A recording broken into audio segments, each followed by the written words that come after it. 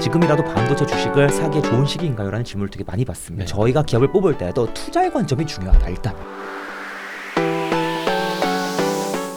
직전까지 KBS에 계셨던 우리 김원장 기자님 모셨습니다. 와주셔서 고맙습니다. 그리고 오늘은 이제 Y스트릿이 구독자 50만 명 돌파하고 첫 게스트십니다. 불러주셔서 고맙습니다. 아, 예, 감사합니다. 이제 높임말로 해야 되는 거지? 네. 거죠? 네. 우리 근데 김원장 기자님을 좋아하시는 분들은 그 칼럼, 페이스북이라든지 예전에 KBS에서도 칼럼을 너무 잘 쓰셔가지고 근데 그 중에서도 우리나라의 어떤 아파트 문화, 네. 주거 문화, 부동산 시장에 대해서도 글을 많이 써주셨잖아요. 글 계속 은퇴하고 저는 이제 KBS를 은퇴했는데요. 예. 28년 3개월 다니고 은퇴했는데 글을 계속 쓰고 싶은데 글은 돈이 안 되는 시대예요. 방송을 조금이라도 해야 합니다. 네. 네. 아, 예. 그래서 예전에 요 일부러 제가 가져왔습니다. 네. 집값의 거짓말. 이거 20년에 제가 나온 방콕 특파원 갈 때 그 이제 15일 동안 네네네. 격리가 되잖아요. 갇혀 지내야 되니까. 그때 그 당시 안에서 이제 코로나 때문에. 네. 네. 쓴 책인데 해냄 출판사에서 내주셨는데 4년 전에 그때 이제 나왔습니다. 집값이 4년 전에. 떨어질 거라는 상투적인 분석을 했죠. 근데 안 떨어졌고 2년 반 후에 떨어졌으니까 어떻게 보면 맞는 말 같고 어떻게 보면 틀린 말 같고 어떻게 보면 인디안 기우제 같은 그래서 거짓말 네. 아닙니까? 그래서 하고 싶은 말이 많이 담겨 있습니다. 아, 네. 그래서 거의 이제 컬럼처럼 그렇습니다. 예, 읽기 쉽게 네. 쓰인 책이고요. 몇 가지를 좀 같이 좀 여쭤보고자 합니다. 우리나라에서는 사실 이제 주거 형태가 네. 선택의 여지가 그냥 없는 것 같아요. 네. 다 아파트. 우리가 1980년도에는 예. 1980년에 우리 국민은 4.4%가 아파트에 살았어요.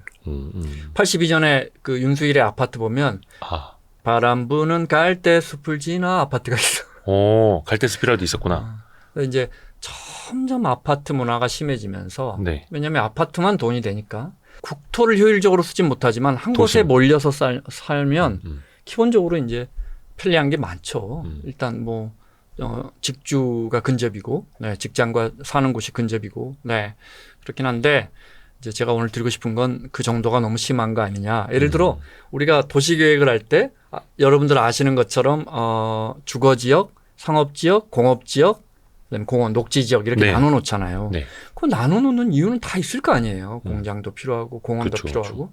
근데 우리가 이제 주거지역에 아파트를 짓다가 안 되니까 계속 용적률을 높여주는 건 아시죠? 재건축을 통해서. 그렇게 해서 아파트가 계속 늘어나요. 네. 그러다가 안 되니까 이제 상업지역에 오피스텔을 지었는데 그 오피스텔도 사실은 들어가 살면 되잖아요. 그렇죠. 사실상. 여기 상업지역에서 살면 안 돼. 근데 이제 내 돈 주고 내가 산 내 아파트인데 내 오피스텔인데 그게 저 상업지역이니까 거기서 저 주무시거나 라면 끓여 드시면 안 돼요. 이렇게 할 수는 없는 거잖아요. 원래 오피스텔에선 그러면 안 되죠. 원래 용도는 상업지역이니까 사무실 아니에요. 네. 허용해 주면서 이제 부가세 환급만 못 받게 해놨죠. 지금은. 그렇죠? 그러다가 이제 주상복합이라는 게 생겼어요. 그것도 처음에 생길 때는 너무 도심에는 빌딩만 있고 밤에는 사람이 없고 아파트가 부족하니까 그러면 절반은 상업시설, 비주거시설을 짓고 절반은 주거시설을 짓자 해서 주상복합이에요. 네, 네, 그죠? 네. 그때는 50대 50으로 출발했잖아요. 근데 점점 이제 상가는 여의도의 타워팰리스 트럼프월드 1층에 있는 상가 아직도 분양 안 된 게 있어요. 세상에 한 20년 됐는데 아, 그래요? 다 아파트만 원하니까 아파트는 네. 꽉꽉 차 있고. 네. 그래서 결국 6대4, 7대3, 8 지금 9대1까지 됐어요. 상가 1층에 9층은 아파트. 네. 주거시설. 그렇죠. 그러다가 지금 이제 5%까지 특례 적용을 받으면 그래서 MBC 재건축한 건 네. MBC 재개발한 거 있잖아요. 여의도에. 네. 그 이광수 대표 거기 사시더군요. 거기는 임대일 거예요, 임대. 네. 5% 비주거 시설이 5%고 그러니까 다 아파트화 되는 거예요. 95%는 주거시설. 네. 왜냐 우리가 아파트를 원하니까. 그러면 공업지역은 공장 지어야 되잖아요. 우리가 그렇죠. 거기 또 아파트를 짓고 싶은 거예요. 그 지식산업센터라는 기가 막힌 개발품을 네네네. 내서 아파트형 공장. 거기는 뭐 이제 아파트형 공장이니까 그 안에서 근데 이런저런 사무도 보고 이런 유튜브 공간도 만들 수 있고 거기에 맞는 업종이 있죠. 들어갈 수 있는 업종이 제한돼 있어요. 네. 근데 지금 다 너무너무 공급을 많이 했잖아요. 대부분 수도권, 서울 근교, 그죠? 있는 땅엔 다 네. 지산을 공급하면서 아시다시피 공실이 정말 넘치잖아요. 공실 넘치는데 다음에 어떻게 해요? 누가 들어가서 거기다가 저 여기서 잘게요. 저 라꾸라꾸 침대 해놓고 뭐라 그럴 거예요. 주거시설화 돼서. 제가 볼 때 2, 3년 후까지 공실 문제 해결 안 되고 그 수십만 가구가 공실 해결 안 되면 결국은 또 목욕탕 설치할 수 있게 해주세요. 회사 결국은 기숙사로 쓰겠습니다. 뭐 이런 식으로. 지금은 회사 기숙사 용도인데 네. 네. 이제 기숙사 용도의 지산이 있고 아닌 지산이 있는데 사실은 분양할 때 앞에 가보면 뭐 목욕탕 개조, 복층 개조 그 아파트처럼 탑차, 쓸 수 있습니다. 그런 광고들이 예. 이미 있었어요. 지산도. 예. 내 돈 주고 내가 산 건물인데 내가 거기서 텐트를 치던 어떻게 할 거예요. 우리 이렇게 생숙 있잖아요. 생숙. 생활형 숙박시설. 그 이제 일가구 이주택도 안 걸리고 양도 중과도 안 걸리고 뭐 다 규제 풀어줬죠. 근데 생활형 숙박 에어비앤비 같은 거 해라고. 근데 들어가 보면 목욕탕 있고 똑같아요. 아파트하고 그죠. 그 결국 오피스텔로 용도 변경 정부가 허가해 줬잖아요. 예. 결국은 아파트가 되는 거예요. 그러니까 우리가 이렇게 전부 다 아파트로 바꾸고 있고 더 높게 짓고 그것을 서울 중심으로 짓고 있는데 전 세계에 이런 나라가 어디 있느냐. 이런 나라 없어요. 근데 이제 네. 왜 그럴까를 좀 먼저 이야기를 해봤으면 좋겠는데 네. 어떻게 보면 그만큼 우리나라 사람들이 아파트 즉 공동주택에 대한 그만큼의 수요가 있다는 거잖아요. 그럼요. 네. 공장을 수요 있으니까. 밀어낼 만큼. 네. 그러면 내가 우리 이앵커한테 한번 물어볼게요. 그러면 마드리드나 네. 런던이나 예. 오사카나 뭐 시카고나 대도시들. 이런 돈 왜 이렇게 용적률 한없이 올려줘서 예. 그쪽으로만 그 도시 중심으로만 예. GTX 놓고 우리는 2핵 도시가 아예 없어요. 오직 1핵 서울밖에 없어요. 부산 인구가 1년에 10,000명씩 줄어들고 있거든요. 네. 그렇게 마구 허용해 주는 나라들이 있어요. 뭐 네. 프놈펜, 마닐라, 뭐 아디스아바바, 방글라데시 뭐 우리가 그런 나라로 선진국 중에 어느 도시가 있어요? 이 앵커가 한번 생각해 봐요. 없어요. 국민들이 원하고 수요가 있으니까 공급을 늘리자. 서울대 가기를 다들 원하니까 서울대를 한 5만 명 보내면 어때? 정치란 왜 있는 거예요? 네. 국민들이 원하면 다 그걸 하면 그게 옳은 방향이에요. 근데 다른 도시들은 네. 이렇게 이제 우리가 영화에서 보거나 어디에서 본 이미지를 떠올려 보면 고층 빌딩들이 있죠. 네.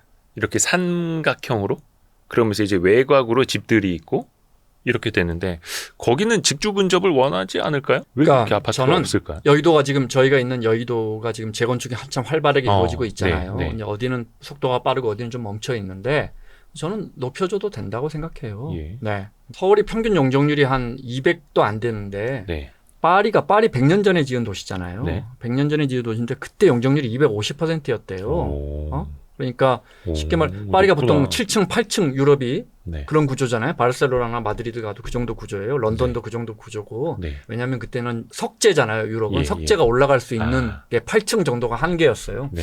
그런데 이제 대신 건폐율은 거의 뭐 7, 80%죠.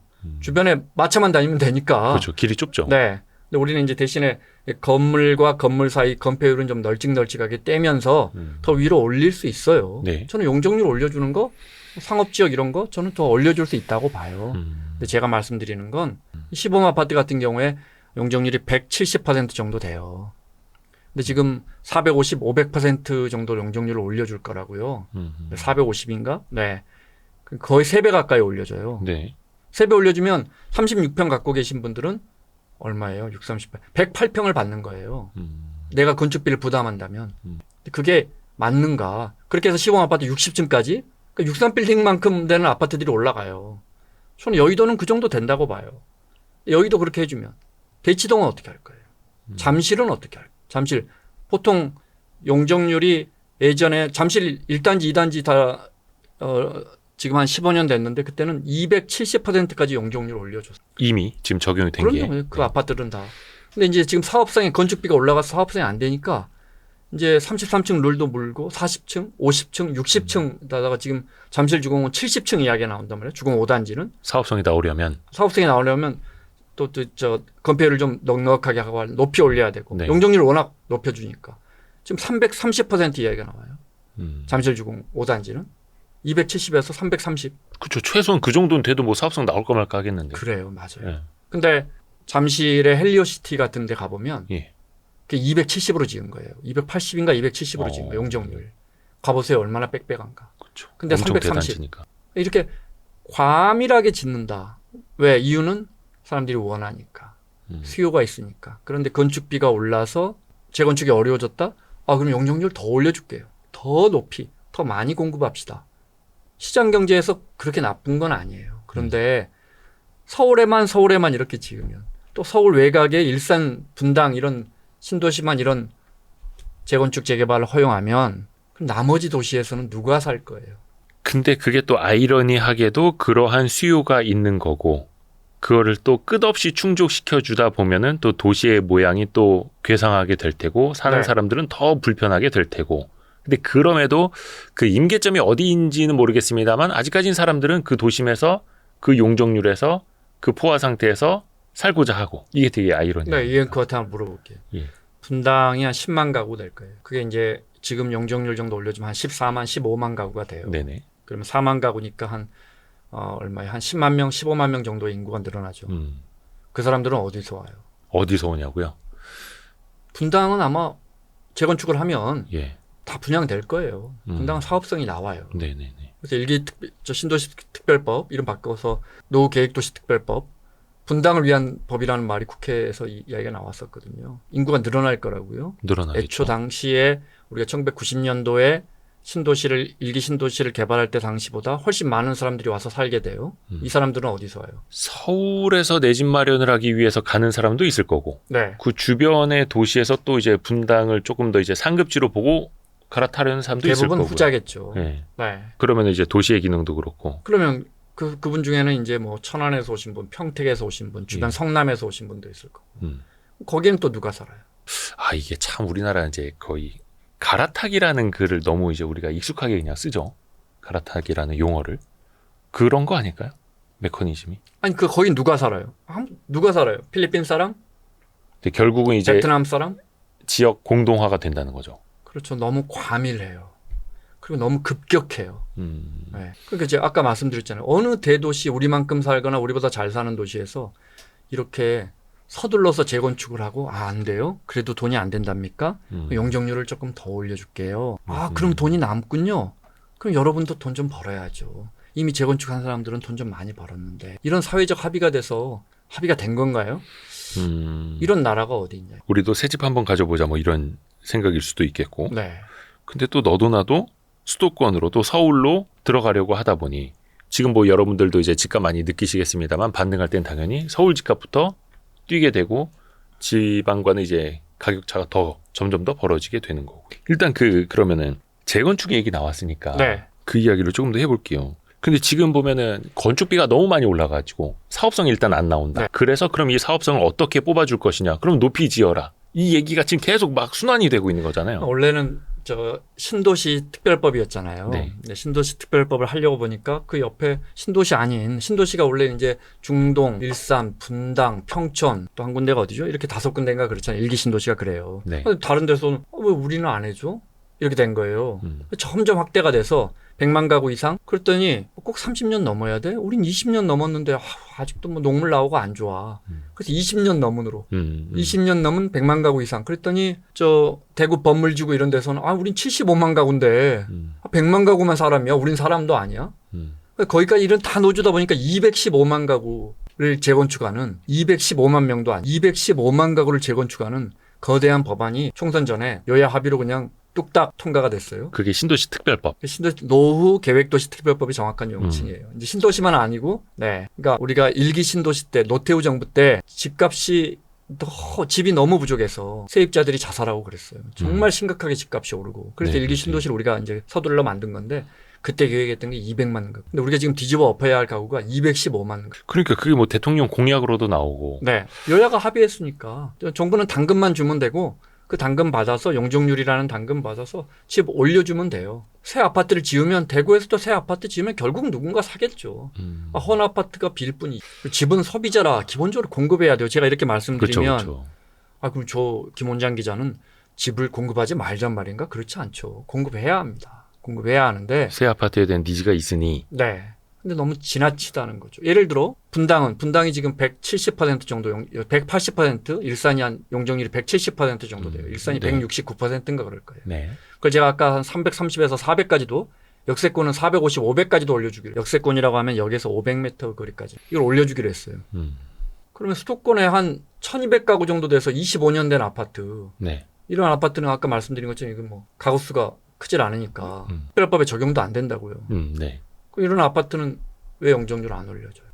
어디죠? 용인이나 평택이나 이 오래된 아파트, 서울에도 많은데 이 아파트는 왜 안 올려? 거긴 다 올려주는데 용적률 올려주면 그게 돈인데. 정책적으로 차별을 당하는 걸 수도 있고 또 반대로 생각해 보면 그런 지역은 용적률을 높여줘도 그런 건축비나 이런 걸 감당을 하면서 재건축을 안 할 수도 있겠고. 아주 어렵죠. 정말 많이 올려줘요. 그래서 왜 용적률이라는 건 돈이잖아요. 용적률 아시잖아요. 네. 10%만 올려줘도 엄청난 그 가구 수가 크면 추가 분양을 할 수 네. 있으니까. 일반 분양을 할 수 있으니까. 예. 네, 거기서 이제 일반 분양을 해서 거기서 나온 돈으로 조합원들이 공짜로 집을 얻는 네. 헌집 줄게 새집 다오의 음. 한국만의 정말 위대한 발명품이죠. 정말 좋은 발명품. 근데 그게 용적률 150%짜리를 네. 250% 용적률을 적용해주면 굉장히 좋은 사업성이 나오는데. 과거에는 그게 됐죠. 그쵸. 그렇게 해서 270 정도까지 해줬어요. 예. 그런데 이 진짜 헌집을 주고 새집을 받는 요술이 가능했던 건 남은 용적률이 있었단 말이죠. 3종 주거라 그러면 이걸 한 180으로 지어놨는데 이걸 270까지 올려줄 수 있는 공간이 있었으니까 추가로 한 200가구를 새로 지어서 공공이 한 50채 정도 임대 아파트로 가져가고 나머지 150채를 분양해서 그 돈으로 짓는 거니까 그렇게 해서 우리 노후 아파트들이 큰 돈 들이지 않고 오히려 어떤 단지는 용적률이 낮은 단지는 오히려 돈을 받고 새 아파트를 받으면서 그렇죠, 그렇죠. 그래서 한국만의 재건축이라는 어마어마한 발명품을 만들어 놨는데 건축비가 오르고 용적률도 이제 낮은 데는 다 써버리고 용적률이 높은 데밖에 없는 거예요. 용적률을 더 올려줘야 되는데 그래서 이번에 이제 획기적으로 올려주기로 어마어마한 215만 가구를 지정했는데 그건 이제 지정했으니까 하기로 해요. 거기서 빠진 단지는 어떻게 할까요? 아파트만 그러면 대한민국 국민이 예를 들어 장이동에 5층짜리 연립 갖고 있는 우리 큰아버지 같은 경우는 그거 7층을 올려주면 되잖아요. 그럼 또 2층도 올려서 더 월세 받으면 되니까 왜 안 올려줘요?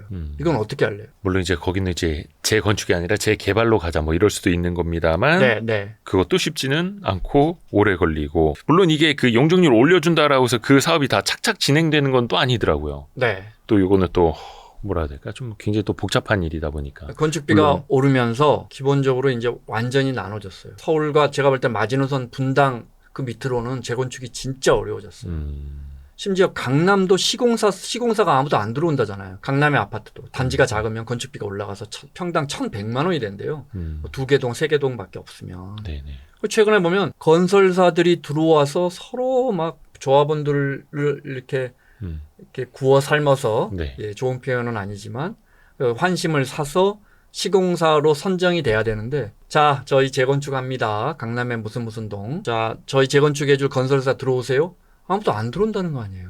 사업성이 안 나오니까. 그런데 서울을 벗어나면 지방으로 가면 어떻게? 예를 들어 천안, 충주, 전주 이런 데는 재건축을 어떻게 하겠어요? 근데 이분들의 재산권은 신경 안 써도 되는 건가요? 근데 서울에 계속 지으면 계속 서울에 더 높게 지으면 누군가는 이익을 보죠. 근데 또 계속해서 그쪽으로만 빨려 들어가고 네. 언제가 한계는 분명히 나올 텐데요. 저는 이미 한계가 왔다고 생각하고요. 신도시 정책도 박근혜 정부 때 더 이상 신도시 짓지 않겠다 그랬어요. 예. 택지지구 지정하지 않겠다 그랬어요. 그때 신도시에 문제점이 많이 있는데 예를 들어 송도 신도시다.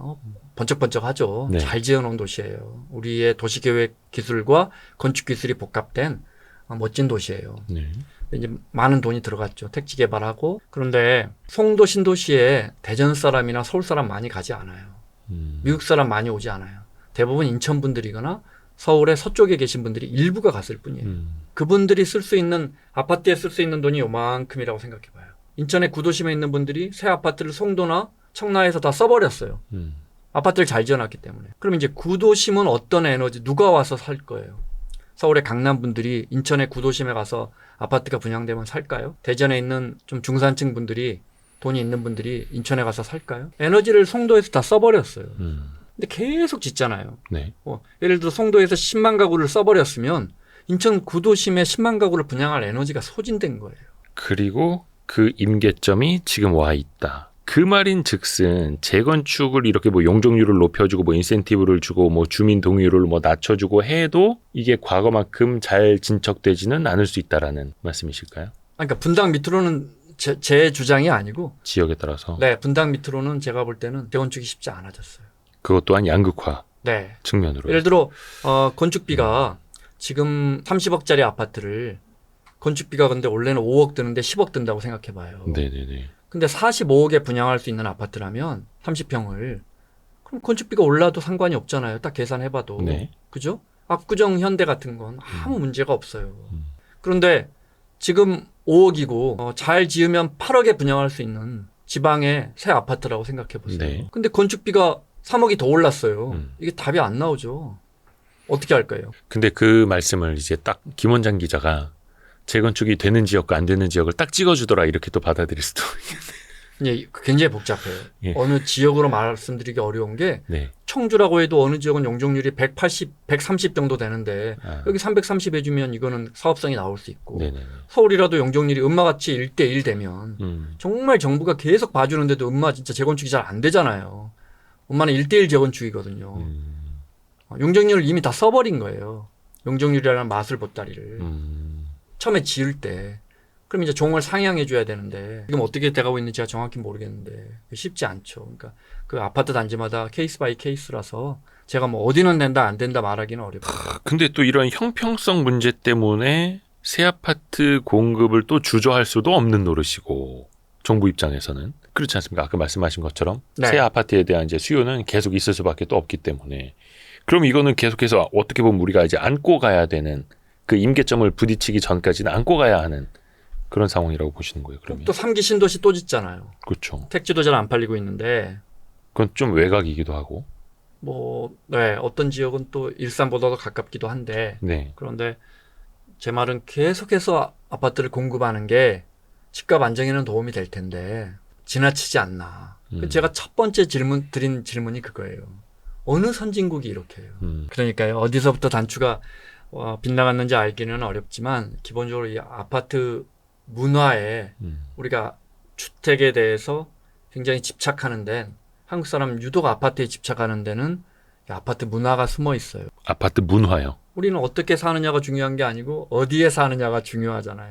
어디에 사느냐. 정작 너 어디 살아라고 친하지 않은 사람한테 물어보지도 못할 만큼 민감한 문제예요. 그러니까 지역일 수도 있고 그게 또 서울 내에서도 어느 지역이냐. 네. 서울이냐 경기냐 또 주거의 형태가 어떻게 되느냐에 따라서 집이 계급이에요.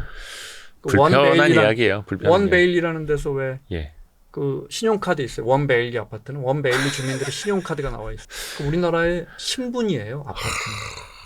어디 사느냐, 몇 평에 사느냐, 어떤 브랜드의 아파트에 사느냐. 신분이에요. 왜 이렇게 됐을까요? 우리 그런 말씀도 많이 하잖아요. 대전동 사신다고. 대치동 전세 뭐 빌라. 네, 네. 많은 뜻이 숨겨져 있죠. 왜 이렇게 됐을까? 지역뿐만 아니라 주거의 형태까지. 우린 그게 계급이에요. 신분이면서. 한 23년, 24년에는 그나마 나왔었는데 한 21년쯤에는 집 살 기회가 있었는데 안 사셨던 분들은 거의 이제 멘탈이 털려 있었더라고요. 그 즈음엔. 그렇죠. 2014년 가을부터 정말 급격하게 올라서 내 노동소득으로 1년에 1,000만 원, 2,000만 원 저축하기 어려운데 5억, 10억이 쉽게 올랐으니까. 그러니까. 그 박탈감이. 저는 이게 급속하게 산업 성장을 하면서 우리처럼 이렇게 급격하게 성장한 나라가 없죠. 10%씩 20년 성장한 나라가 어디 있어요. 그죠? 그런데 그러면서 주택이 급격하게 부족했고 그래서 도시계획을 하면서 목동, 강남, 분당, 일산 이렇게 해서 우리가 주택 공급을 빠르게 늘렸지만 워낙 급속도로 늘리다 보니까 고층 아파트 중심의 편상형이라고 그러죠. 성냥갑 모양의 네. 아파트로 계속 찍어낼 수밖에 없었고 계속 찍어내다 보니까 이게 규격화가 돼요. 그죠? 그래 빨리 찍어내잖아요. 네. 지금 조금 이게 타워형 아파트들이 많이 생겼지만 옛날에 다 똑같았잖아요. 이게 이제 여기서 제가 볼 때는 이게 비교 문화의 시작. 비교 문화의 시작이라고요? 그러니까 예를 들어 선진국은 주택의 우위를 점수를 매기기가 쉽지가 않아요. 다 다르니까. 다 달라. 형태가 그 다 뒤에 다르니까. 조그만한 개울이 있고 넓은 1층 목조 주택이 더 좋은지 아니면 도심 중심에 3층짜리 새로운 현대식의 그 주택이 더 좋은지 선진국은 그 우위를 비교하기가 어려운데 우리는 평촌에 재건축이 되는데 25평인데 힐스테이트다. 그럼 저는 대충 다 가격이 딱 나와요. 그렇잖아요. 그쵸, 그러니까 나오죠. 이런 거예요. 우리는 수능과 바로 그냥 스마트폰 열어서 바로 시세 검색 가능하고. 검색도 가능하고요. 심지어 실거래가가 뭐 층수까지 돼서 어느 아파트가 얼마에 팔렸는지를 바로 확인할 수 있을 만큼 전산화도 잘 된 나라니까. 그러니까 이제 뭐 조망권에 따라서도 이제 달리 뭐 차등한다 그러고 막. 그러니까 티어가 있으면, 예. 그러니까 등급이 있으면 비교가 되죠. 이게 이제 인생의 계단이 되는 거예요. 한 층이라도 더 올라. 그러니까 어렸을 때 제가 젊었을 때 돈 아껴서 집 사야지. 애들 크는데 평수 늘려야지. 애들 고등학교 가는데 강남으로 가야지가 선배들과 부모님들의 지상과제. 지상과제예요. 그렇죠. 우리는 수능과 내신 점수가 이렇게 탁탁 나오잖아. 수능 몇 등급이야? 몇 점 나왔어? 내신 몇 등급이야? 딱 나오잖아요. 미국이나 유럽은 대학을 갈 때 무슨 스포츠를 했는데 거기서 뭘 했고 그중에 주장을 했고 계량화가 쉽지 않아요. 무슨 에세이를 내가지고 어디서 점수를 딱 중산층의 개념 자체가 다르죠. 네, 뭐 미국도 결국 순위를 줘야 대학은 가긴 하지만 우리는 이게 순위에 익숙한데 그 기본 문화에 이 아파트 문화가 자리를 잡고 있는 것 같아요.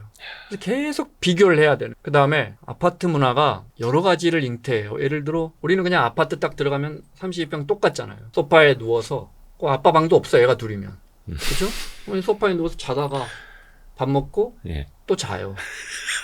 우리는 그런 문화예요. 뭐 깎을 잔디도 없죠. 네. 깎을 잔디도 없고 우리는 그냥 아파트 살아요. 브랜드가 중요하고. 브랜드가 중요하니까 브랜드 가치를 계속 올려야 돼요. 또 아파트 좋은 아파트는 이제 조경 잘 돼 있어서 또 그런 게 이제 SNS 찍어서 올릴 만한 그런 거리가 또 되고. 내가 사는 아파트가 브랜드라는 뜻이에요. 아. 그걸 주민들이 그걸 걱정하고 스스로 그걸 아파트 이름 바꾸잖아요, 계속. 뭐 더 좋은 걸로. 고급진. 이번에 흑석 그 재건축에서 왜 서반포 이야기 나왔었잖아요. 흑석동인데 서쪽에 네. 반포니까 서반포 물론 뭐 해프닝으로 끝났지만 네. 거기에 우리 욕망이 들어있죠. 흑석보다 한 등급 내신이 올라가고 싶은 서반포, 반포는 아니지만 우리 욕망이 숨어있죠. 그걸 만든 게 바로 아파트 문화가 아닌가 싶어요. 저도 반포에서는 서쪽에 사니까 우리 집도 서반포네. 서반포. 그러니까 저 영등포라고 하지 말고 남여의도.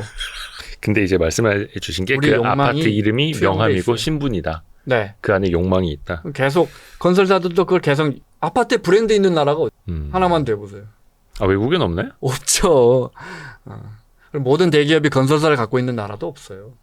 그 외국에서 보면 놀랄걸요? 자기네 나라 유적지 이름이 대한민국 아파트에 아, 그럼요. 예. 네. 그러니까 이게 대치 성경 앞에 홍실 아파트, 청실 아파트인가요? 그 재건축한 게 대치 레미안 팰리스잖아요. 예. 팰리스도 많고 롯데 캐슬은 캐슬이잖아요. 예. 외국 사람들이 오면 여기가 옛날 궁궐터였나 보다 싶을 거예요. 유서 깊은. 그거 알아요? 건설사들도 제가 아까 말했잖아요. 이 등급, 우리 이게 아파트 등급 문화니까 티어를 자꾸 높여야 돼요. 예. 그렇죠. 그러니까 현대 힐스테이트잖아요. 더 현대로 이름을 바꿨죠. 뭐 DH? 그거는 더 현대는 한 등급 높은 개포 이런 데 이제 아무나 이름을 주지 않아요. 네. 그 롯데도 롯데 캐슬이잖아요. 네네. 르엘. 맞아요. 이 새 브랜드가 나와 있어요. 네. 르엘이 무슨 뜻인지도 모르겠어요. 저 푸르지오가 있고 서밋이 있어요. 네. 그러니까 대우 건설이 지은 아파트도 등급이 있어요. 그러니까 우리 아파트에도 서밋 붙여달라 막 시위하고 막. 네, 나는 푸르지오 살고 서밋 살고. 네. 우리는 등급 문화가 강하죠. 계급 발전할 수 사회인 있죠. 다른 나라보다 신분제 네. 있는 나라보다 우리나라가 더 심하다고 막 이런 자주 섞인 이야기도 나오는 거죠. 그렇게 해서 아파트로 신분을 규정하다 보니까 정작 너는 어디 무슨 아파트에 사니라고 물어보지 못하는 불편한 아주, 질문이 되는. 네, 아주 특이한 그러니까 나라가 이게 됐죠. 그래요. 많은 분들이 이제 그 학교를 또 이제 우리는 물어보는 게 또 언제부턴가 이제 신뢰되는 그걸 불편하죠. 불편한 네. 질문이 된 것처럼. 학교도 등급이 돼 있어서 그러니까. 우리 청년들은 우리 때는 그렇게까지는 안 했는데 지금은 아주 그냥 뭐 약자도 있더만. 네, 뭐 네, 이렇게. 등급을 매겨놨더구만요. 근데 아파트도 이제는 어디 사는지 물어보는 게 또 이제 불편한 질문일 수 있는. 네. 원베일리 사람들끼리 선봤다, 맞선봤다. 그건 이제 아파트 문화뿐만 아니고 어르신들이 거의 신분제 너무 사회에서. 근데 뭐 사실 그렇게 따지면 뭐 유럽이나 미국은 뭐 그들만의 하이클래스 사람들끼리 다 있죠. 방콕은 하이소라 그래요. 그 사람들을. 하이소사이어티의 준말인 것 같은데 하이소사이어티. 굉장히 잘 쓰는 상류층을 하이소라 그러는데 어느 나라나 다 그게 클럽. 있죠. 근데 부모님들이 청년들이 좋은 직장 갖고 좋은 집 사는데 하도 결혼을 안 하니까 이제 그 원 베일리 안에서 맞선 봤다는 거 아니에요? 근데 그 댓글 보면 자가 티어가 따로 있고 전세 티어는 따로 선을 보는지 뭐 이런 거.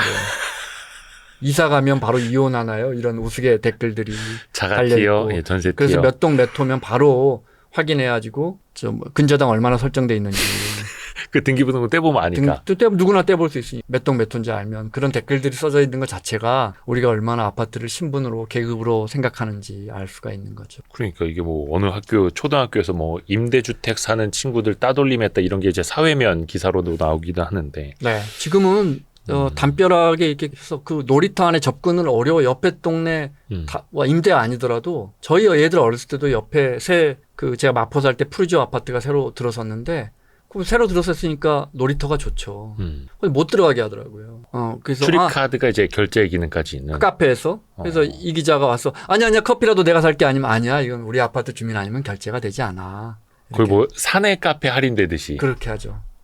그 왜 그렇겠어요? 그 뭐가 그냥 카드로 하면 되지 왜 그걸 굳이 관리비에 그렇게 해서 그 커뮤니티의 결속력을 다지고 나는 여기 살아 이런 신분을 강화하는 역할을 하죠. 정작 그렇게 하면서 앞집은 누가 사는지 몰라. 이게 내가 커뮤니티라고 말했지만 클럽도 아니고 커뮤니티도 아니고 굉장히 단절되어 있는 고도에 잘 발달된 감옥인데 굉장히 편리하고 잘 갖춰진 서로 모르니까. 어쩌다 그렇게 됐을까? 우리나라가 이제 신분사회는 아닌데 은근히 줄 세우는 거, 계층 나누는 걸 또 좋아하게 되고 거기에서 만족을 느껴서 그런가요? 급격하게 아파트를 짓다가 우리가 여기 익숙해져 버렸고 그래서 제가 지금 뭐 비판적인 시각으로 말하지만 단시간 내 아파트처럼 살기 편한 게 어디 있어요? 저도 아파트 살잖아요. 아파트 편해요. 그렇죠. 아파트가 편한데 너무 지나치게 그 쏠림이 가속화되고 있고 전 세계 우리만큼 사는 나라 중에 이렇게 일획도시 오직 서울로만 이런 데가 어디 있어요? 조용필 씨 노래인가요? 서울. 그 리메이크하면 대박 날 것 같은데. 다 그렇지 않습니까? 지금 다 서울.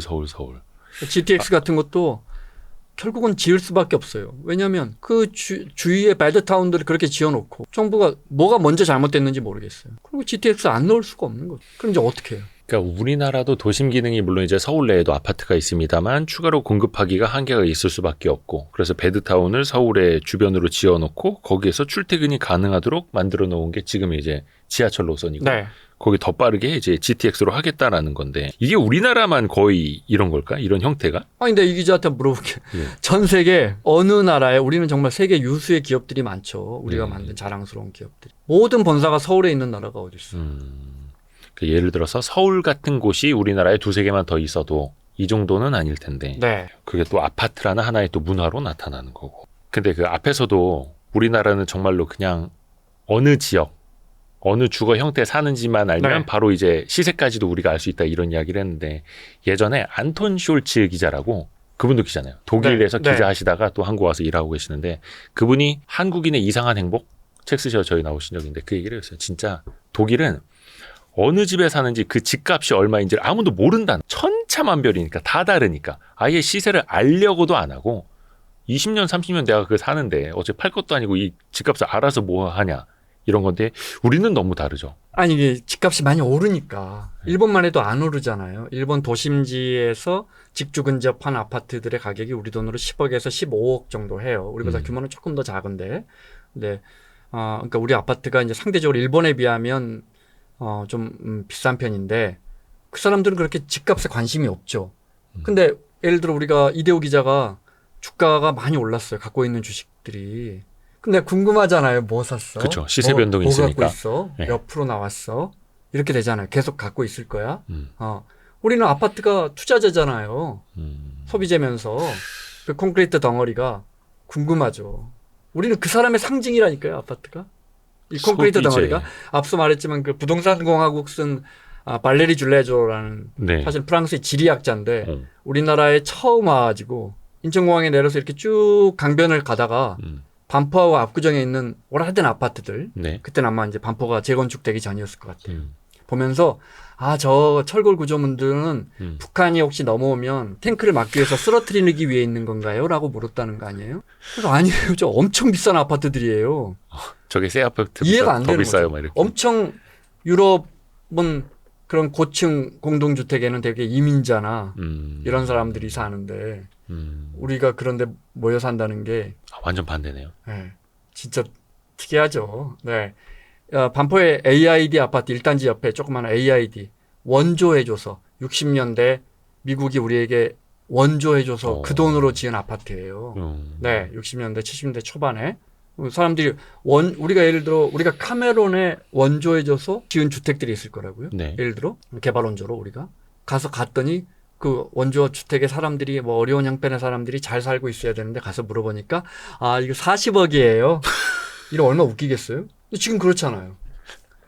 미국 사람들이 와서 40년 만에 보니까 쓰러져가는 이제 재건축 앞두고 있는 AID 아파트가 40억이야. 40억.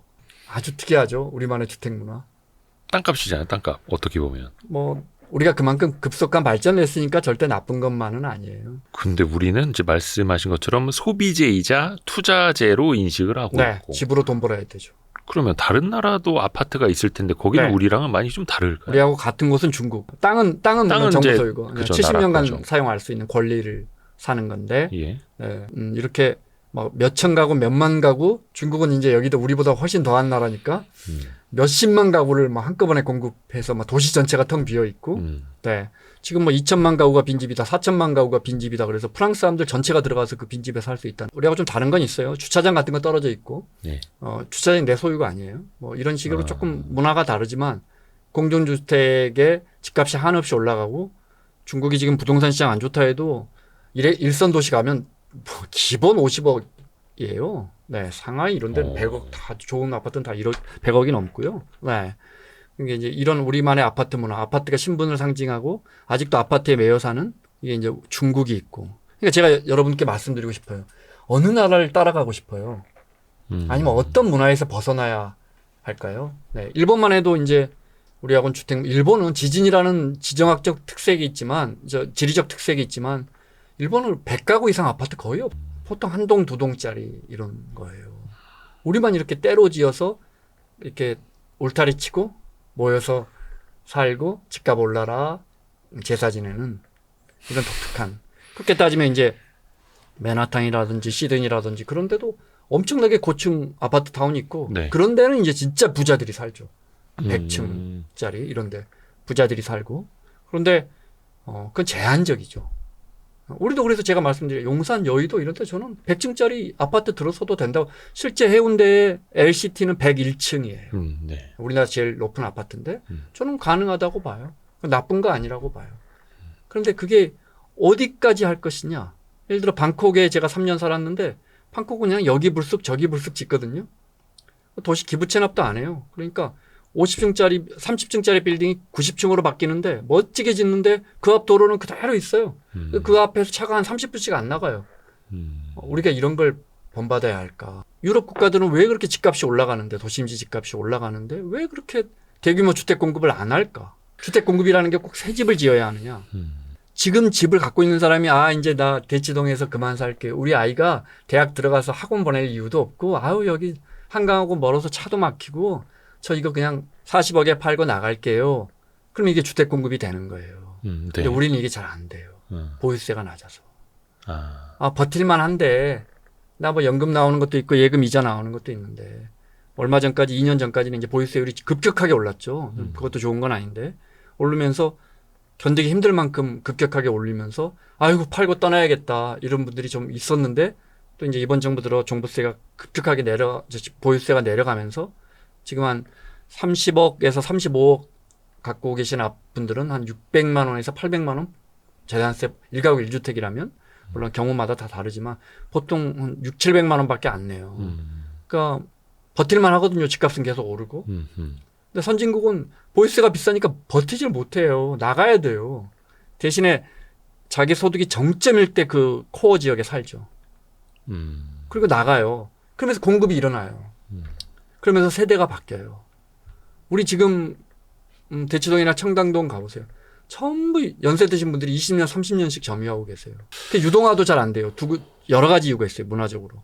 일단 집값은 계속 오른다는 경험치기 익숙하신 분들이고요. 또 여러 채씩 갖고 계셔서 굳이 그거 팔 이유도 없고요.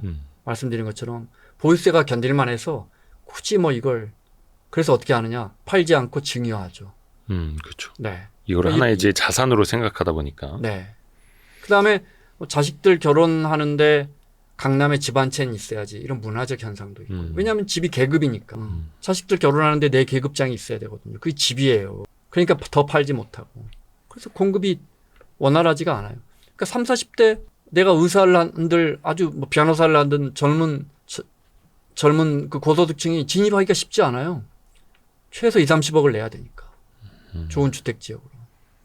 꽉 막혀 있죠. 그래서 그 보유세 잠깐 이야기해 주셨는데 네. 그래서 많이 높였던 게 이제 종부세였던 거고. 근데 이번에는 여야 공히 1주택자에 대한 종부세는 좀 많이 완화해 줘야 된다. 또 이렇게 또 컨센서스가 가고 있잖아요.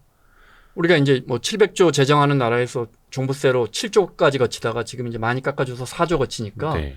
저는 뭐 굳이 종부세 말도 많은데 그냥 없애고 재산세로 얹으면 어떨까 싶어요. 세목만 달라지더라도 어찌됐든 간에 우리는 이제 그러면은 보유세 부담이 높지도 않은 거고. 네, 근데 이제 종부세는 국세고 지방에 교부하지만 아주 복잡해요. 제가 말은 쉽게 했지만. 예.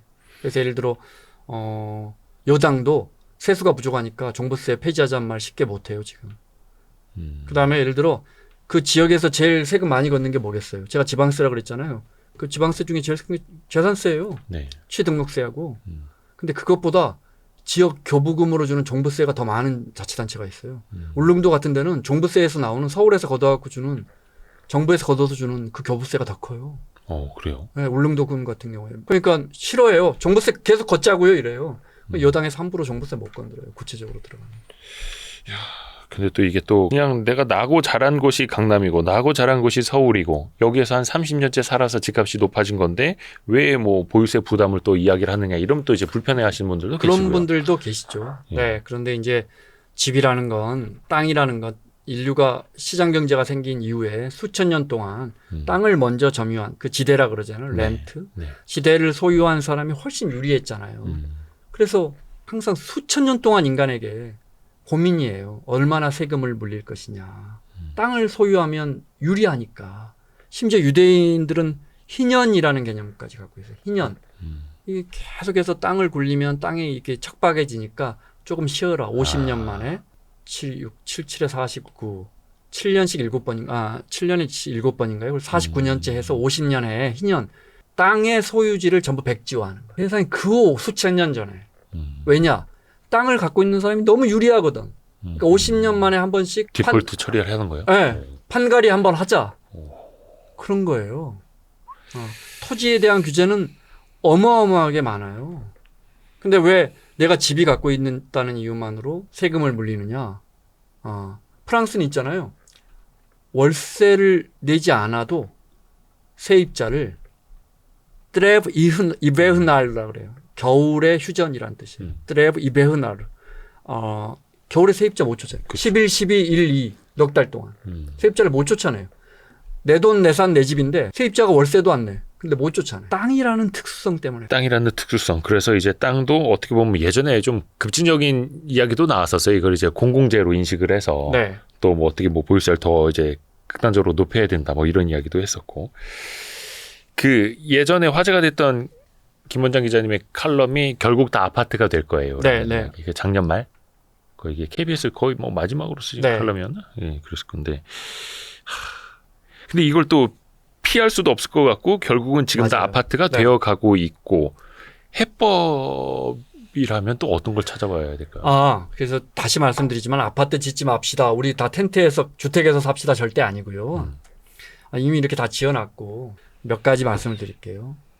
선진국은 왜 100년씩 50년씩 저 집에 살까? 그때는 이제 뉴욕 같은 경우, 맨하탄 같은 경우에는 이제 철골주택, 콘크리트가 발견되고 100년 가게 지었으니까. 네.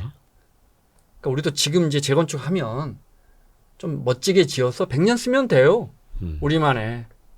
도심에 모여 살죠. 뭐 이왕 이렇게 된 거. 괜히 효율적인 면도 있어요. 다만 멋지게 짓자. 100년 갈 수 있게. 근데 지금 우리가 이제 세종이라는 도시를 새로 지었는데 어때요? 전 세계 사람들에게 야, 대한민국에서 10번째 경제력을 가진 한국이 만든 새로운 도시야. 와서 한번 봐봐. 할 만큼 멋져요? 똑같죠 뭐.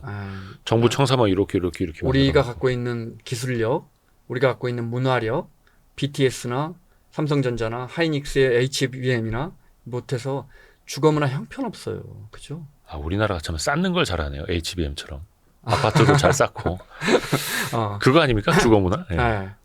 그러니까 우리가 많이 뒤처져 있는 분야예요. 네. 우리가 다 잘할 수는 없잖아요. 근데 이런 걸 좀 멋지게 튼튼하게 짓자. 그다음에 보세요. 결국 사는 곳은 로마나 파리나 서울이나 도쿄는 우리보다 더 좁은 데 살고요. 다 요만한 데 살아요. 네. 프놈펜이나 그죠? 문제는 집 밖에 나가면 어떻게 하느냐. 아파트 높은 층수가 있다 해서 선진국 사람들이 서울을 부러워하지 않아요. 우와, 서울 갔더니 80층짜리 아파트가 있어. 너무 멋지더라. 이런 거 부러워하지 않아요. 뭘 부러워할까요? 걷고 싶은 거리, 공원. 맨하탄에서 센트럴파크를 빼보세요. 전 거기서도 살아봤는데 맨하탄 아무것도 없어요, 진짜. 개똥하고 차 막히는 거, 차 세우면 바로 딱지 끊기고 인종차별, 겨울에 춥고 물가 비싸고 센트럴파크가 있어요. 네. 어마어마하게 커요. 예, 예. 센트럴파크 밑으로 쭉쭉쭉 공원이 계속 이어져요. 우리는 우리 같았으면 그 센트럴파크 반만 줄이고 거기다 아파트 지어서 공공 분양하자 이 얘기 나왔을 텐데. 벌써 용산에 미군기지 떠났는데 아파트 짓자는 이야기 나오잖아요. 예, 예. 공공임대를 뭐. 아, 뉴욕 사람들이 좀 한심하네요. 그러니까요. 그 알짜땅이 말이야. 그 도시는 무엇으로 평가받는가. 예. 방콕 가면 방콕 그 큰 시내 방콕 800만 명이 살고 그 외국인들이 많이 오는데 벤치 하나가 없어요. 비도 많이 오고 더워서 그런 것도 있지만 공원이라고는 딱 2개밖에 없어요. 아, 벤치? 예, 벤치가. 저는 벤치가 없다 벤치는 그래가지고 정말 많아요. 검소하구나 이 생각하고 있었는데. 벤치가 거의 없고요. 예. 걷는 게 익숙하지 않을까. 이제 더위하고도 좀 관련이 있지만 공원이라는 게 딱 2개밖에 없어요. 우리 계속 공원 넓히고 있잖아요. 무슨 말씀을 드리고 싶냐면 주택을 콘크리트로 지어놨으니까 주택을 나가서라도 우리가 멋지게 살 수 있는 방법은 공원을 넓히고 지금 근데 우리가 공원 계속 확대하고 있잖아요. 좋은 공원들이 계속 늘어나고 있어요. 아, 공원이요? 공원 많이 늘어났죠. 선유도 공원도 멋지고 서울 시내에 멋진 공원들이 계속 늘어나고 있어요. 서울공원도 멋지고 더 작은 공원, 큰 공원 많이 넓히고. 네. 그러니까 한강변 아파트들 재건축하면서 기부 체납하면서 앞쪽을 정부가 서울시가 기부 체납이라고 해요. 그래가지고 이제 한강변 고수부지에 거기 이제 공원이나 도서관 같은 걸 세우는데 주민들이 되게 싫어하죠. 내 땅을 뺏어가면서 왜 한강변을 뺏어가느냐. 그것도 한번 생각해 보세요. 그 앞에 공원이 생기면 그건 내 공원이에요. 물론 다른 시민들과 같이 쓰지만. 네. 대신에 용적률을 많이 높여주잖아요. 네네네. 그죠? 그것도 좀 열린 마음으로 보면 좋겠어요. 그래서 제가 이제 방콕 특파원을 했기 때문에 방콕에 대한 예를 하는데 제가 우리 주거 문화에 대해서 비판 많이 했지만 방콕 살아보면 정말 우리 주거 문화가 발전해 있어요. 짜오프라야강 아무도 접근해서 그 옆에서 누워가지고 잔디밭에서 놀 수 없어요. 짜오프라야강 접근하려면 비싼 레스토랑, 비싼 호텔에 가야 돼요. 다 사유화됐기 때문에. 우리는 한강변에 얼마나 좋은 공원이 많아요. 누구나 갈 수 있고 날만 좋으면 나가서 거기 들어누워 잘 수 있고. 나는 센트럴파크보다 더 멋있는 것 같아. 그러니까 이런 걸 확대해 나가는 거죠. 이런 정책을 했던 우리 도시계획가들이 있어요. 우리가 아파트만 주구장창 지어서 사는 타워팰리스의 나라가 아니라고요. 그러니까 이런 걸 더 확대해 나가면서 아파트 지었으니까 아파트 맞춰서 살아야죠. 다만 지역도 좀 살 수 있게. 인구는 줄어들고 경제활동 인구는 더 빠르게 줄고 있는데 이제 누가 살까? 제가 볼 때 이제 저 지방의 대도시들의 아파트도 곧 공실화가 생길 거예요. 빠르게 번질 건데 공동주택이라는 게 이 집합상가처럼 집합상가도 왜 동대문 시장 가보면 한 층에 세 집, 네 집, 빈집 생기면 그 층 금방 망해요. 그죠? 그런 것처럼 일본의 공동화를 보면 공동주택 공동화를 보면 그 아파트에 200가구가 사는데 10집이 비잖아요. 일단 그럼 관리비가 그만큼 높아지죠. 5%가 높아질 거 아니에요. 네. 그 빈집들의 관리비를 엘리베이터나 전기료 이런 걸 다 나눠서 20집, 30집이면 결국 그 아파트 다 170가구가 아직 살고 있지만 결국 그 아파트 공실화돼요. 우리 지방 급속도로 될 건데 그런데 서울에 이렇게 지금 10층짜리를 20층, 30층, 40층 분당에 40층 이렇게 할 땐가. 그거 하자고 했으면 해야죠. 더 빨리는 안 했으면 좋겠어요. 생각해보면서 하면 좋겠어요. 우리가 아파트를 원하지만. 저도 아파트 한 채 공짜로 주면 좋겠어요. 그러니까 우리가 공급이 나쁘다는 게 절대 아니에요. 네. 한번 생각해보고 또 하나 드리고 싶은 말씀은 새로 지은 이제 고급 아파트 이야기인데 커뮤니티가 좋아지면서 아파트가 폐쇄된 조직만은 아니더라고요. 이제 저희 아파트 단지만 해도 그런 커뮤니티가 거의 없었는데 제가 외국 살다가 왔더니 어르신들 강의가 30개, 40개, 지금 60개 정도 되더라고요. 엘리베이터에 붙어져 있는데. 어르신들 강의가요? 커뮤니티에서 해주는 강의. 그럼 그분들이 모여서 수업도 배우고 볼륨 댄스도 배우고 시니어 모델 과정은 계속 늘어나대요. 네. 시니어 모델 과정은. 나 그 굉장히 독특한 문화 현상이라고 봐요. 어르신들이 멋지게 옷 입고 거기서 친구들 만나서 차 마시고 어차피 저녁에는 또 손주들 봐줘야 되는데 그렇게 커뮤니티가 살아나면 그러면 차가운 콘크리트만의 아파트는 아닌 거잖아요. 그렇죠? 그리고 재택 문화도 점점 많아져서 우리가 코로나 이후에 집에서 일하는 분들도 늘고 있고 이분들은 뭔가 그 아파트 공간 안에서 사람을 만나야 할 거예요. 그런 것도 좀 확대하면 좋겠어요. 우리가 차가운 콘크리트에 살면서 이게 뭐냐, 백야드 하나 없이 라고 말씀드렸지만 그 안에 사람들이 서로 얼굴을 알고 지내고 그 안에서 할 일이 생기고 그 안에서 봉사활동을 하고 서로 즐기고 그 안에 돈 벌 일이 생기고 하면 뭐 아파트도 나름 살만한 공간이 되는 거예요. 우리가 커뮤니티라고 부르는 게 대부분 이제 커뮤니티 시설, 헬스장, 수영장 얼마나 잘 네. 돼 있고 막 조식 제공하는 아파트까지 나오고 막 이런데 사실은 그 커뮤니티의 핵심은 사람이라는 그럼요. 걸 또 잊어서는 안 될 테고. 네. 이왕 이렇게 콘크리트로 지어놨으니까 지을 때 멋지게 지어서 100년 가게 짓고, 네. 그 유럽과 미국의 100년 된 주택들은 그 국가들이 가장 흥했을 때 나온 도시 형태예요. 대한민국은 지금 제가 볼 때 제일 흥해요. 이럴 때 이제 우리가 멋지게 짓는 거예요. 그리고 50년, 100년 쓰면 되는 거예요.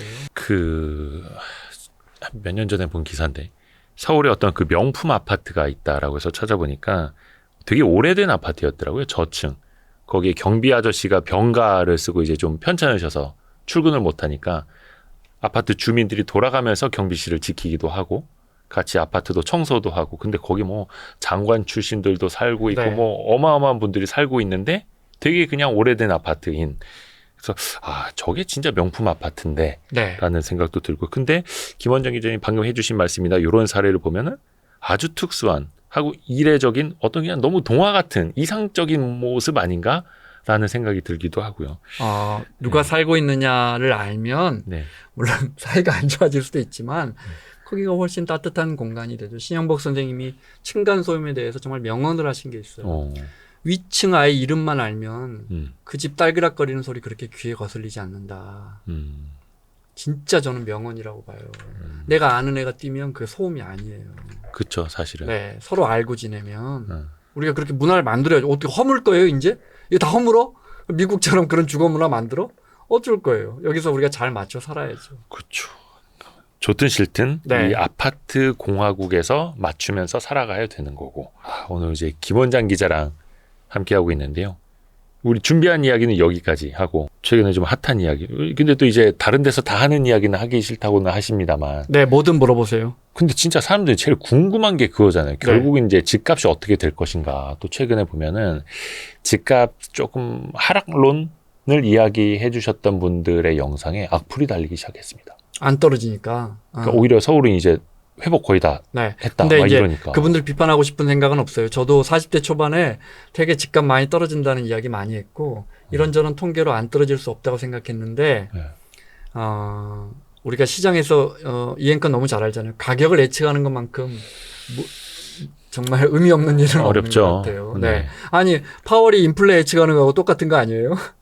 거기도 파월이 틀리네. 도대체 인플레 관련해서 비율을 몇 번을 바꿨어요. 그런데 우리 같은 사람들이 시장 가격을 예측한다는 건 참 어려운 이야기죠. 수많은 변수가 있기 때문에. 제가 예를 들어 이 예를 잘 써요. 2006년, 7년도에 이제 집값이 미국이나 우리나 꺾이기 시작하면서 2014년까지 꺾이는데 서프라임 모기지 오고 2008년도에 글로벌 금융위기가 오면서 이제 금리를 다시 높이고 그래서 이제 그 위기가 왔고 다시 낮췄지만 그게 한 6, 7년 더 가서 2014년 말에 이제 박근혜 정부에서 이제 금리를 낮추고 주택 관련 규제를 풀면서 집값이 오르기 시작했는데 이게 우리가 늘 말하는 공급과 관련 있느냐 아니면 정책과 관련 있느냐 네. 사실은 금리 때문에 2001년도에 급격하게 글로벌 금리가 낮아지면서 미국 주택 경기에 불이 붙으면서 우리도 붙은 거거든요.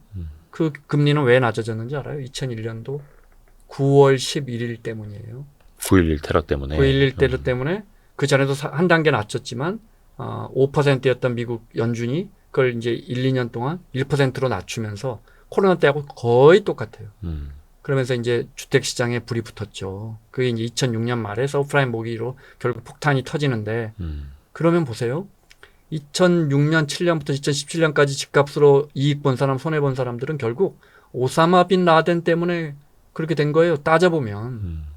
시장을 예측한다는 게 과학적으로 예측한다는 게 되게 어려운 일이에요. 그래서 제가 경제부 기자 있고 주택 담당 기자로 오래 있으면서 느낀 건 시장에 대해서 함부로 예측하면 안 되겠다. 우리는 알 수 없다 미래를. 그러게요. 보통 이제 그 부동산 약세장은 한 5년 이상 간다라는 이야기들도 있었는데 방금 이야기해 주셨던 그 2014년까지의 약세장도 되게 길었고 근데 모르겠습니다. 이번에는 거의 한 2년 정도 단기 조정? 근데 이거는 또 서울만의 일일 수도 있고 지방은 완전히 지금 여전히 냉각되어 저는 있고 강남 불패, 서울은 안 떨어져. 지방은 뭐 저는 그런 건 믿지 않고요. 떨어지면 다 같이 떨어지고요. 그거는 마치 삼성전자 주식은 안 떨어져. 이런 거하고 똑같은 거예요. 과거에 집값이 밀릴 때 보면 2003년도, 그다음에 2007년도, 그래서 2014년 밀릴 때 보면 강남 더 떨어져요. 네. 근데 이제 앞으로 어떤 시장이 펼쳐질지 모르지만 그 강남은 안 떨어져. 이런 건 매우 단순한 생각 같아요. 그렇죠. 근데 네. 또 회복을 할 때는 가장 먼저 회복을 하는 건 또 사실이고요. 글쎄 그것도 뭐 선행한다고 하는데 그것도 또 다 한 30년 시계열로 보면 꼭 그런 것도 아니에요. 그러니까 제가 드릴 수 있는 말씀은 알 수 없다예요. 다만 여러분 생각이 어때요? 이 물이 500원, 1,000원 하면 되는데 이게 3,000원이다 하면 이거 비싼 거예요. 예. 서울의 집값이 30억 원이다? 네. 비싼 거예요. 우리가 한 7만 달러 정도 되면 PIR이 대충 맞아요. 프라이스 인컴 레이시오. 그러니까 소득 대비해서 몇 년을 모으면 보통은 10년이라고 하는데 그것도 어디 교과서에 써진 게 없어요. PIR이 10이어야 한다? 저는 그런 걸 본 적이 없어요. 좀 뭐 대출이랑 또 레버리지도 있고. 그러니까. 그런데 이제 우리가 여러분들 보세요. 서울의 가구 소득이 지금 도시가구 평균으로 하면 7천만 원 정도 돼요. 서울에. 그러니까 7천만 원 정도 돼서 10년, PIR이 10이면 10년 모으면 되면 7억 원 정도 되면 되는 거예요. 전 세계가 10년 정도가 맞거든요. 근데 대도시는 또 달라요. 또 좀 높아요. 그러니까 서울 집값이 비싸지만 많이 높냐? 꼭 그런 건 아닌데 어쨌든 비싸요. 우리 소득보다 비싸요. 우리 소득 한 10년, 15년 모으면 살 수 있는 게 우리 집값이어야 돼요. 그럼 여러분 생각하시는 것처럼 그렇게 집값이 소득이 이렇게 계속 올라갈 것 같아요? 이 앵커 소득 많이 올라가요? 쉽지 않죠. 그러니까 집값은 언젠가 내려요. 그럼 언제 내릴까? 전 세계 유별난 집에 대한 소유 욕구가 사라질 때. 근데 그게 저는 빨리 올 거라고 생각했는데 생각보다는 빨리 오지 않고 보면 지금도 보면 집값이 좀 내리면 들어가야겠다는 분들이 너무 많잖아요. 네. 그다음에 두 번째는 정책을 무시하면 안 돼요. 중앙은행과 정부도 늘 시장이 밀리지만 또 정책 내놓고 나면 늘 부작용이 나오지만 정책을 무시하면 안 돼요. 집값이 계속 떨어지면 정부는 계속 돈을 풀거나 금리를 낮출 거라고요. 부양할 거라고요. 보금자리 특례 같은 거 40조씩 내놓을 거라고. 이게 또 막아요. 집값 하락을. 집값은 떨어지게 돼 있다고요. 그런데 집값이 폭락하지 않게 조절하는 정책 수단도 계속 발전하고 있거든요. 저는 그래도 어찌됐건 집값은 비싸다. 결국은 살 사람이 없기 때문에 집값은 내려온다고 보지만 이런 것들을 무시하면 안 된다. 그리고 집에 대한 욕구가 진짜 한국 사람들 정말 말도 못하게 심해요. 그 며칠 전에도 뭐 저 지방에서 할인 분양 받은 분들 입주 못하게 해갖고 들어놓고 시위했잖아요. 네, 할인 전 분양하면 세계에 안 된다. 이런 우리는 집은 우리 인생이에요. 이 욕구가 굉장히 강해요.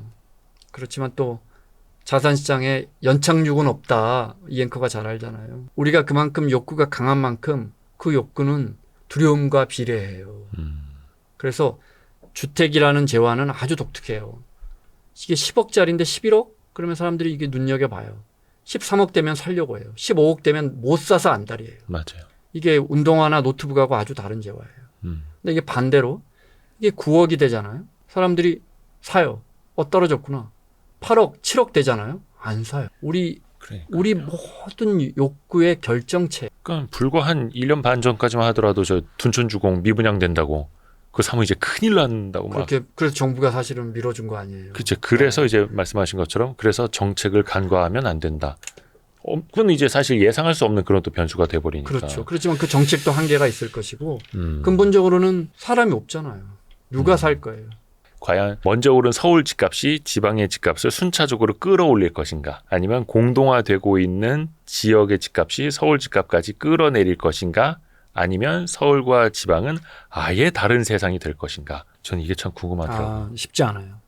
우리 이미 탄환을 많이 썼어요. 우리 천조원이라는 가계부채로 집을 많이 사놨기 때문에 탄환을 끌어내기도 쉽지 않고 계속 저금리로 가자니 단기적으로는 가계부채 때문에 저금리도 쉽게 금리 인하를 못하고 우리 중앙은행은 여러모로 저는 쉽지 않고 지방은 정말 누가 살 거예요. 물론 필리핀이나 태국에서 오신 분들도 아파트를 사주겠지만 누가 살 거예요? 어떤 분들이 그래요. 그래도 다들 강남으로 원하니까 강남은 떨어지지 않겠냐.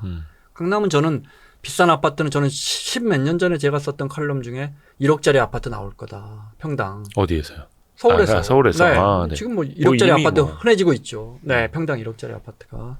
근데 그분들이 일반적이라고 할 수는 없고 한남더일 뭐 이런 아파트들이 그냥 초고 자산. 네, 그런 자산은 그거는 우리 같이 소나타나 그랜저 타는 사람들이 람보르기니가 원래 3억짜리가 5억이 됐으니까 내 그랜저도 최소 7천만 원은 갈 것 같아.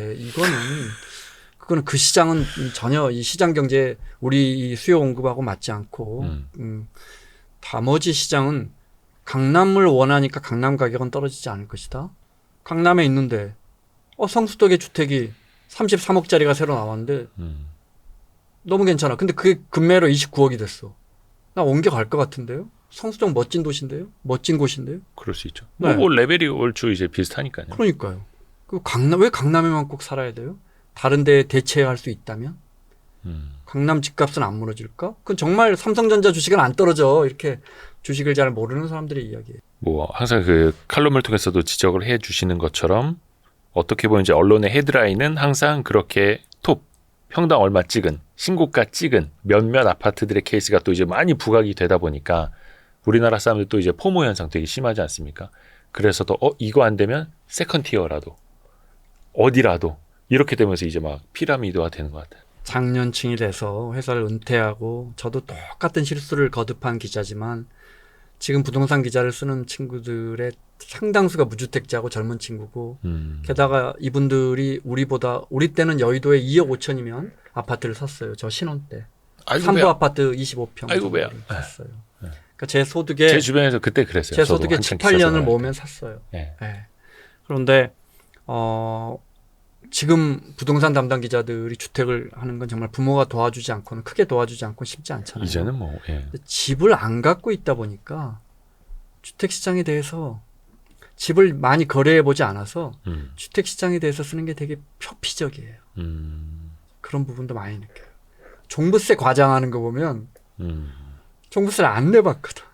그 말인즉슨 김원장 기자님은 부동산 거래를 많이 해봤고 종부세도 내봤다. 아니, 그러니까 그건 논지를 흐트러뜨리는 거고, 그거는 이제 메신저에 대한 이야기니까 우리 메시지에 대한 네. 이야기를 해야 되는데, 정말 어이없는 종부세나 재산세 기사들이 많이 나와요. 네네네. 종부세가 6% 과세한다. 종부세 세율 최고 세율이 6%거든요. 그러려면 집값의 94억 원, 그것도 공시가격으로 94억 원 이상의 집, 그러니까 150억짜리면 공시가격은 110억 정도일 텐데 그러면 94억에서 110억까지 구간을 6% 과세한다는 뜻인데 그걸 안 내봤으니까 6%라는 말이 나오죠. 주변에 94억 넘는 아파트 사는 친구들 많이 있어요. 근데 또 사람들이 이제 그런 헤드라인 효과에 또 그럼요. 심리가 움직일 네, 수밖에 네, 없어가지고 네. 이게 사실 그 집값이라는 게 어느 한두 가지 데이터만 가지고 예측을 하기도 어렵고 인간의 심리는 더더욱이 예상하기도 힘들고 그런 게 이제 종합적으로 반영이 되어 네. 있고 중요한 건 우리 모두가 다 그 집에 살고 있고 우리 욕심이 30년 간다면 집에 대한 욕구가 우리 한국인만의 내가 저 아파트를 갖겠다는 이 욕구가 30년 간다면 저는 30년 동안 집값 떨어지지 않는다고. 정말 대단해요, 우리 민족은. 그것도 해낼지 몰라요. 하지만 기형적인 거죠. 한마디만 더 하자면 네네네. 클로징 인간이 소유할 수 있는 게 하늘, 바다 이런 건 소유가 안 되잖아요. 아, 그중에 그렇죠. 땅밖에 없어요. 이게 우리가 다시 만들 수 있는 이런 건 다 다시 만들 수 있잖아요. 네. 땅은 우리가 뭐 바다를 간척할 수도 있지만 땅은 우리가 재생산이 불가능한데 네. 소유가 허용되잖아요. 그렇죠. 그래서 아까 말씀드렸잖아요. 규제가 굉장히 복잡하다고. 그중에 공중의 권리가 용적률이에요. 근데 지금 진짜 제가 볼 땐 마구 뿌려대고 있는데 그 우리 거 아니에요. 우리가 잠깐 빌려 쓰는 거지. 그 하늘의 권리 적당히 쓰면 좋겠어요. 안 쓸 수는 없잖아요. 또 한번 적당히. 높여놔 버리면 네. 무르기도 쉽지 않고 그럼요. 거의 진짜 서울의 인구가 확확 줄지 않는 지금 이상은 어쩔 수 없어요. 계속 올려줘야 돼요. 다음에 또 20년, 30년 된 아파트 이제 가구수 많은 단지에서 대전 엑스포 아파트 4천 가구인데 30년 넘어가고 있는데 우리도 용적률 올려주세요. 그럼 누가 와서 살 거예요? 논산이나 이런 데서 옆에서 와서 살겠죠. 논산엔 누가 살 거예요? 그런 것도 한번 생각해 보시면 좋겠습니다. 제 생각이 절대 정답은 아닌데요. 여러분이 우리가 아파트에 살고 우리가 아파트에 저도 욕심 많아요. 아파트 좋은 거 갖고 싶어요. 근데 이제 이런 문화에 사니까 이런 주제로 한번 생각해 보셨으면 어떨까 하는 이야기였어요. 이 집값의 거짓말 이 책은 이제 4년 전에 나온 책입니다만 한 번쯤은 또 다시 한번 읽어보실 만한 그런 가치가 있어 보입니다. 책 홍보도 해주네요. 아 그럼요. 훌륭한데. 광고비 내시는 거 아니었어요? 농담이고요. 예, 좋은 책입니다. 해서 오늘 김원장 기자님과 함께 이야기 나눠봤습니다. 김원장 기자님 고맙습니다. 고맙습니다. 감사합니다. 아유, 고생하셨습니다.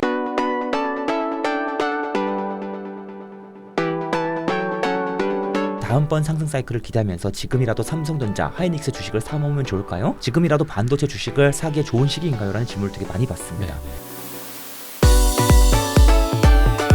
투자자는 투자자다워야 된다. 그러면 저희가 기업을 뽑을 때도 투자의 관점이 중요하다. 일단